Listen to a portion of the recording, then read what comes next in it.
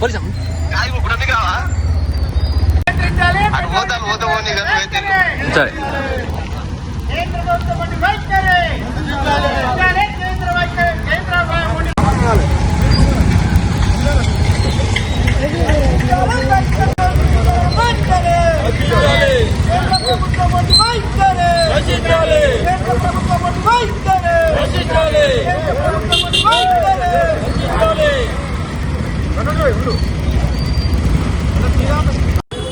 మోడీ వాటికి సైకిల్ కొనుక్కోవాల్సిందే.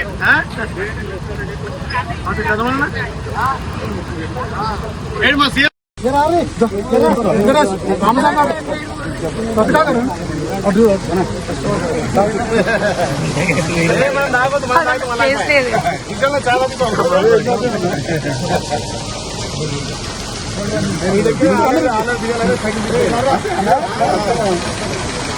దిగుడు అట్లా కాదు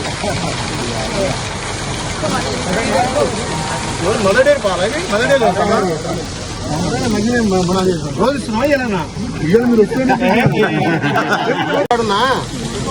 మొన్న రోజు 2 పంపి మనకు ఒకటి వస్తాడు. ఇప్పుడు ఇక్కడ 5-6 లారీల్లో ఒడ్లు రెడీ ఉన్నాయి. వంగపల్లి ఇమీడియట్ పంపండి. ఇక నేను పొద్దున ఇప్పుడు 6 గంటలకు సైకిల్ వేసుకొని బయలుదేరిన. సైకిల్ తోట తీసుకొని కలవాలని ఇప్పుడు బండ్లు పని చేసాం. మా సెక్యూరిటీ మా పిఎల్ అంతా సైకిల్లే. ఆలేరు దాకా ఒక 7 సెంటర్ చూసుకుంటూ పోతా. ఆ కొలంపేట కాడ ఇబ్బంది ఉందా దానికి 3 లారీలు తీసుకొని పోతున్నా. ఇప్పుడు వంగపల్లికి ఇమీడియట్ 2 బండ్లు రావాలి. నేను ఏడ ప్రాబ్లం ఉంటే అంతే ఫోన్ చేస్తా. ఎందుకంటే మనం ఆలేరు అన్నింటిలో నెంబర్ 1 ఉన్నాం. దీంట్లో కూడా ఒడ్ల కొనుగోలు నెంబర్ 1 ఉండాలి. దీంట్లో మీ కృషి ఎక్కువ, మీ సహకారం ఎక్కువ. Thank you.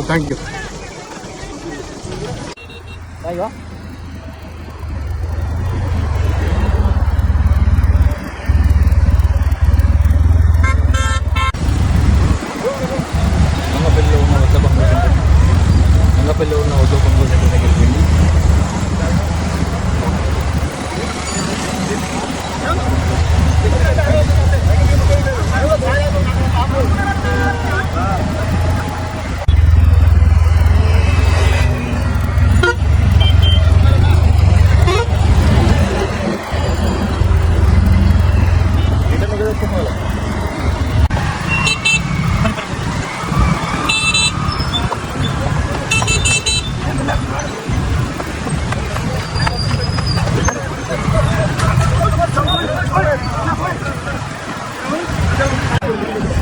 Okay sir.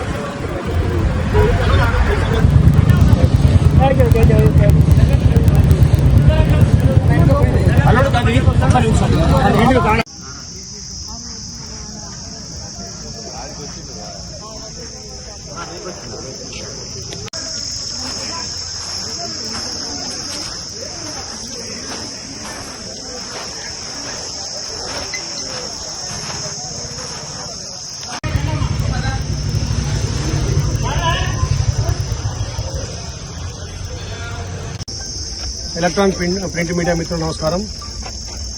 భారతదేశంలో 5 రాష్ట్రాల్లో ఎలక్షన్ ముగియగానే మోడీ నిజ స్వరూపం బయటపడ్డది.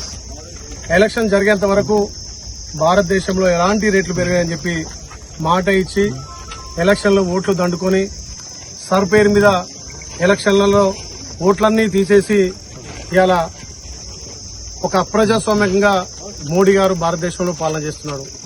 మరి ఎలక్షన్లో ముంగట ఒక మాట, ఎలక్షన్ అయిపోయిన ఒక మాట.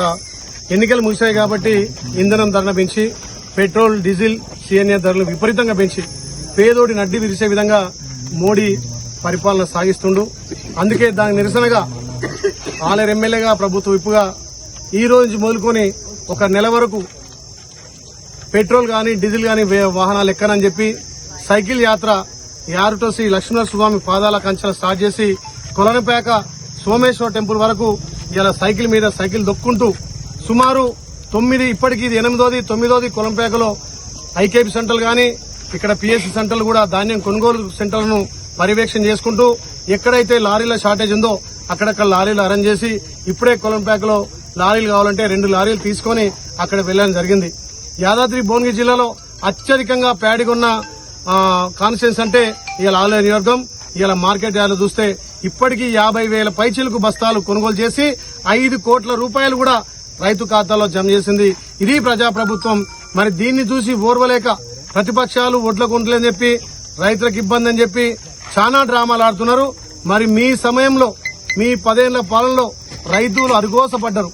ఇవాళ మీ చీకటి ఒప్పందాలు అక్కడ కేంద్రంలో మోడీ పేదోళ్ల నడ్డి విరిసే విధంగా పెట్రోల్ డీజిల్ గ్యాస్ ధరలు పెంచడం వల్ల నిత్యావసర సరుకులు పెరిగి పేదోడు కొనలేని పరిస్థితి. మరి ఈ రోజు తెలంగాణలో ముఖ్యంగా ఈ భారతదేశంలో ఉన్నటువంటి ఎక్కువ కేంద్రానికి ట్యాక్స్ కట్టే రాష్ట్రంగా తెలంగాణ ఉంటే మరి తెలంగాణకు మొండి చేయి చూపించిండు. మొన్ననే వచ్చి మీరు బంగారం కొనొద్దు, ఖర్చులు తగ్గించుకోవాలంటుండు. మరి ఈ మాట మోడీ గారు ఎలక్షన్ల ముందు ఎందుకు చెప్పలేదు? ఓట్ల ముందు ఒక మాట, ఓట్ల తర్వాత ఒక మాట.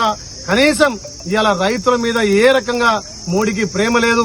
పేదోడి నడ్డి విరిసి కార్పొరేట్ స్థాయిలకు కొమ్ము కాస్తున్నటువంటి మోడీ తప్పకుండా వచ్చే ఎలక్షన్ లో భారతదేశంలో మోడీని చిత్తుగా ఓడించాలి. భావి ప్రధాని రాహుల్ గాంధీ గారిని ప్రధాని చేస్తేనే అన్ని వర్గాలకు న్యాయం జరుగుతుంది.